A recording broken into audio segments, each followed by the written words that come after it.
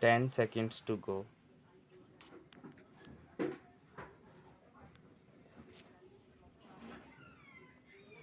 Start.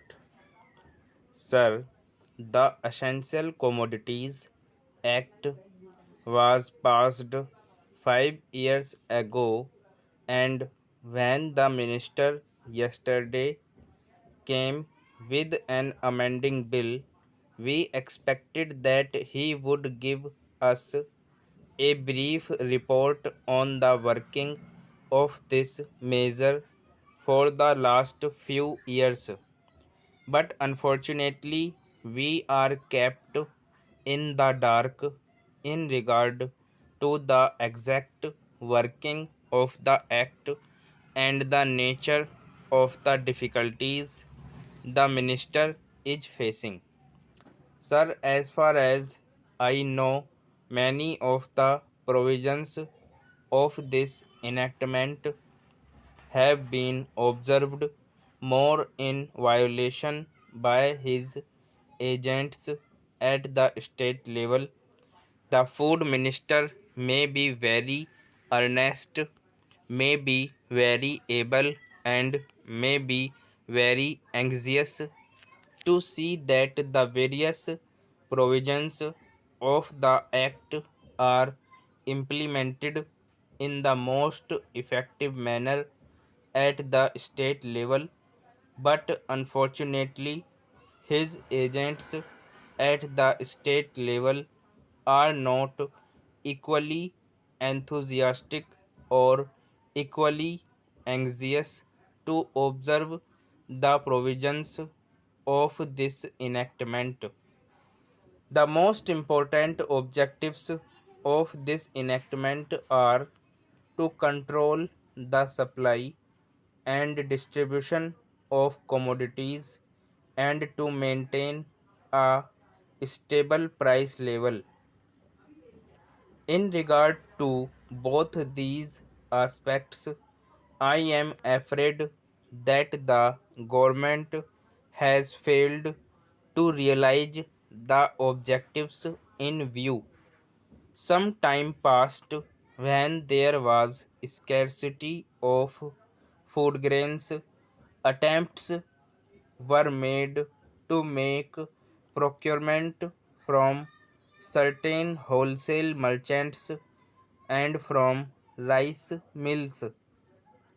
In my own state, I know of many instances of such procurement where, after making known that certain things had to be done and certain steps had to be taken by the merchant community, nothing was done later on by the government when they found that these very orders of the government were violated. As a result of the violations, there was a consequent rise in the prices of food grains.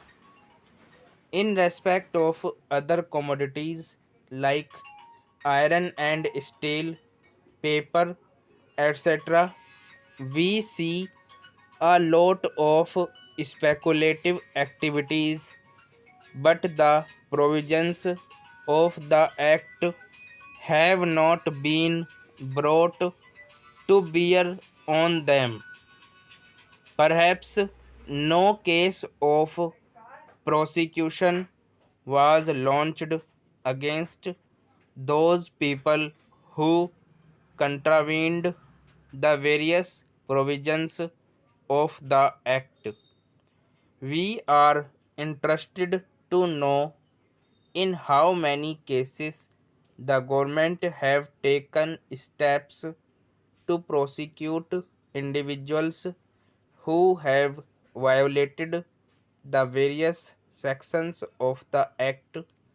The minister said that the powers under the Act were not adequate. We sympathize with the food minister, but I want to know what action has been taken in this regard by the various state governments. In regard to amending provision, I want to know from the minister what would be his difficulty, even if minor offences are taken to courts of law.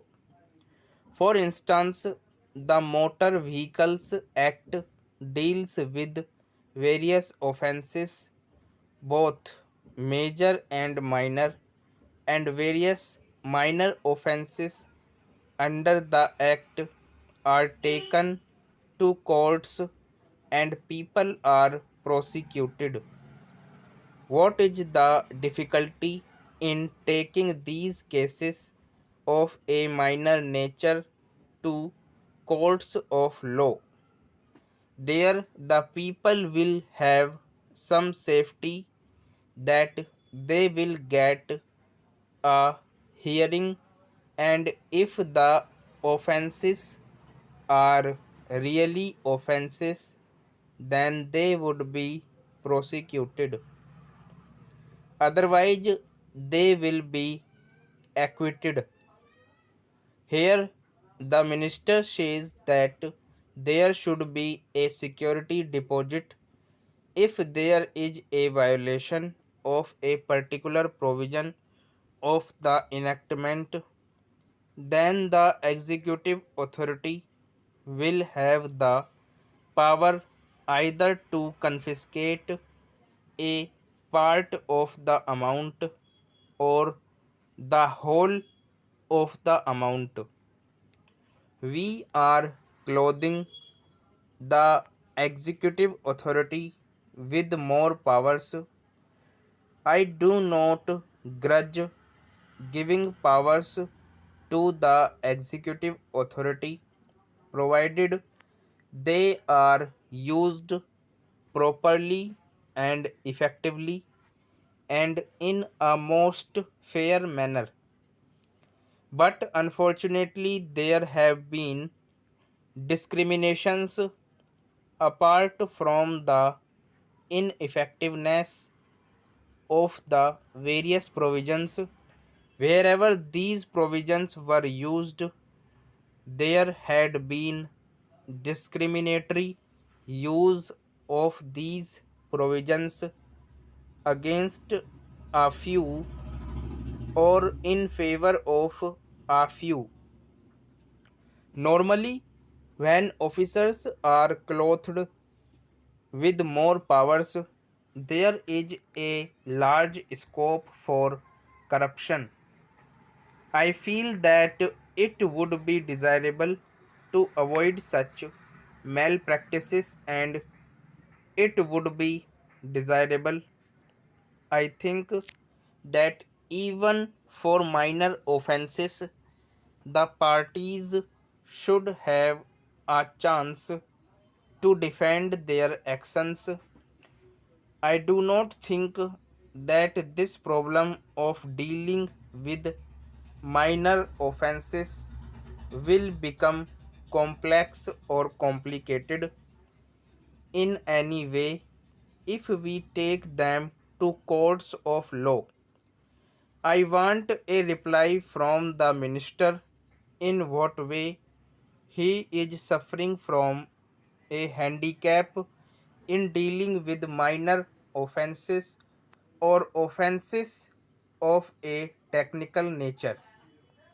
The honorable member made the point that even if this thing was acceptable to the House, he did not know what amount would be demanded as security. So the minister should tell us what amount is normally expected from a licensee in all cases and what the offenses are which are of a technical or minor nature which he has in view. We are not told which are major offenses and which are minor offenses. Clarifications on these points are necessary.